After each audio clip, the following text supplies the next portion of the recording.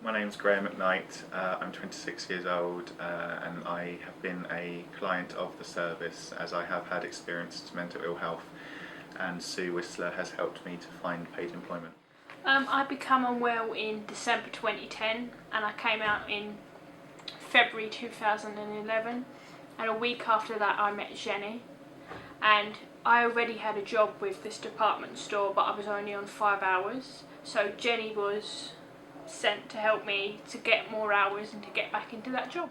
My care worker suggested that there was an employment service that was going to become available to people, and yeah, it was great. I was excited about it, and then I started working with my employment specialist worker, employment person, IPSP, and it's been good. It's been working. So. IPS is an approach or a model of supporting people back into employment, with the emphasis being back into paid employment. It works on a set of 8 principles that the employment specialist follow to support people, and it's the evidence-based is the most effective way of getting people back into work. And probably the most important thing about it is that it's a way of integrating employment support into mental health services. So we used to do things like we used to try and get everybody better, and then we'd think, oh, maybe we should look for some work. Whereas now what we do is we say to people, are you interested in work? And if they say yes, then Martin's team help them into work, and at the same time we help them their mental health to improve. When me and Bertha first met, which was just over a year ago, we do an initial interview process, and part of that is finding out really what your hopes and aspirations were. And one of the first things Bertha said to me was that her dream has always been to be a doctor.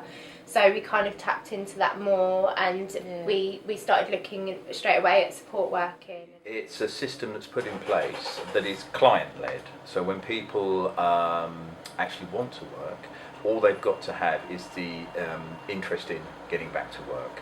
That's the main thing. So once they've got that interest in getting back to work, we then start to work with them.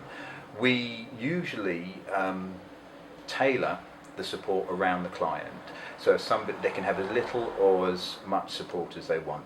You know, you start from, I found you start from a position where you sort of say, this is what I'd like to achieve, and then you just continue working until you actually get closer to that. And also refining what you want. Like when I first started with my employment specialist, I said I'd do anything, I just want a job, something to do. And it's taken me a long time of talking to realise that it is worth doing something that I like doing, and that it is worth being slightly more specific about what I want to do. Just over a year, approximately, when I started with the work, Samantha supported me with tips for interview, filling up my CV, having practice as well, doing dummies for interviews and stuff like that, building my confidence into going back into, employment. Once you've been, diagnosed with certain mental health issue, you always have that fear behind your head. So Mate and Southdown team have helped me improve that, and thanks the guys, to be honest. Now I have a part-time job, and I'm looking forward for the future to come. Because I work with youngsters from 14 upwards, I don't just do employment, I look at education, because some of our youngsters became unwell when they were at school, so they've missed out on their education, which means it's going to be hard for them to find some kind of meaningful employment. And some people as well that aren't quite job ready, we look at voluntary work. So, or they might not know what they want to do yet because they're so young, so we try voluntary work as kind of a stepping stone to look at maybe different jobs that they might want to do. I will encourage, I will do job coaching, and I can be there in a supportive role, and I can do things like I can help somebody with their CV, or I can help job search, but ultimately it is down to the individual to do things for themselves. So I think it's very important to have a good relationship with your client. You build up sort of trust between you, but you don't disable an individual. You enable them to go forward. You don't take everything and do everything for somebody. It is a very there's very formal arrangements, and there's very informal relations, and a lot of it is built on trust and actually building relationships with my employment specialist to the clinical staff as well. And I think that's the unique kind of role of the employment specialist, as well. They obviously have to be very engaging with the clients, be able to really understand and respect and kind of have a sense of kind of what the kind of work is of the clinical teams, as well as actually going off and speaking to employers as well. So it is a very complex kind of role they have as well.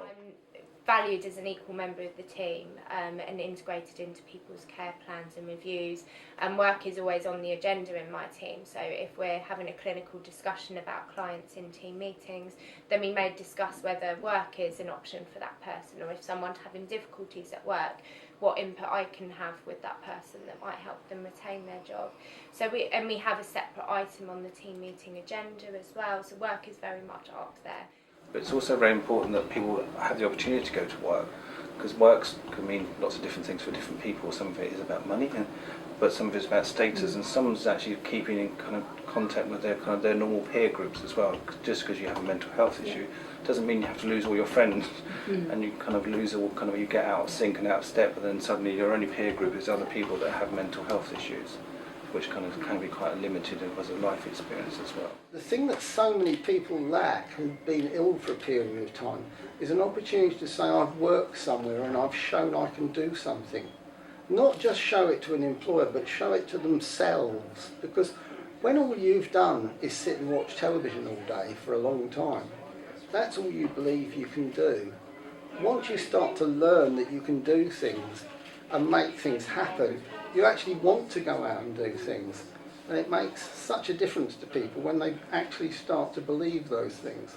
Spending large periods of time by myself became more of a hindrance than a help to my recovery. It's actually therapeutic for people to be in work, as long as, and this is where the IPS model is important, they have an individualised support network in place, and our people work within the community mental health teams, so they have access to fast clinical response if there are any issues around medication or therapy that get raised by the client.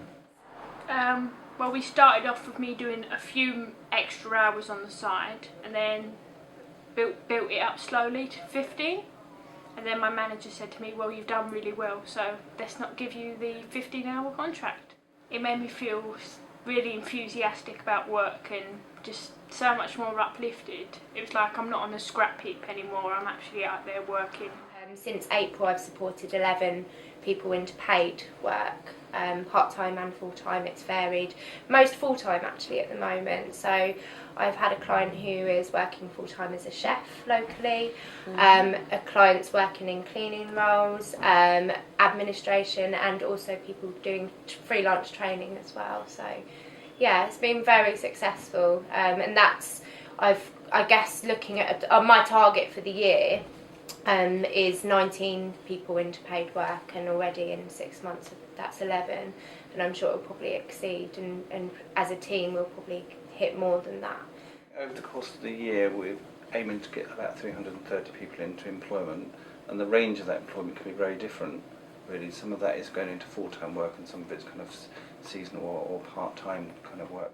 We are commissioned to work towards around about 30 people a year, mental health clients getting into work.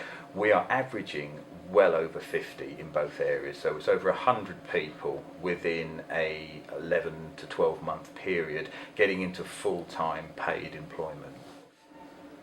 I have actually believe that some of our clients have special skills because of their illnesses. For example, I used to work with a young lad who had certain behavioural issues, which meant that he was very, very straightforward and wouldn't go off at a tangent on anything. And he made a fantastic chemist because he could absolutely follow experimental procedures to the letter in a way that you or I would find almost impossible. A lot of people have this fallacy that mental health people can only do menial tasks. That is absolutely not the case. You know, with the right support, they can do the same range of jobs that anybody can. I was a history and politics teacher at a secondary school here in Sussex. I experienced mental ill health over a period of about 2 to 3 years overall, I would say. But I had to leave my job in 2011 to go travelling, but that didn't work.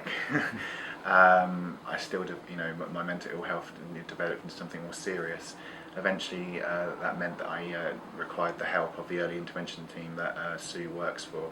I now currently work with adults with special needs here in West Sussex. This is East Sussex, but next door in West Sussex. I'm a support worker with people with learning disability and mental health. I absolutely love it. I love my job, 100%.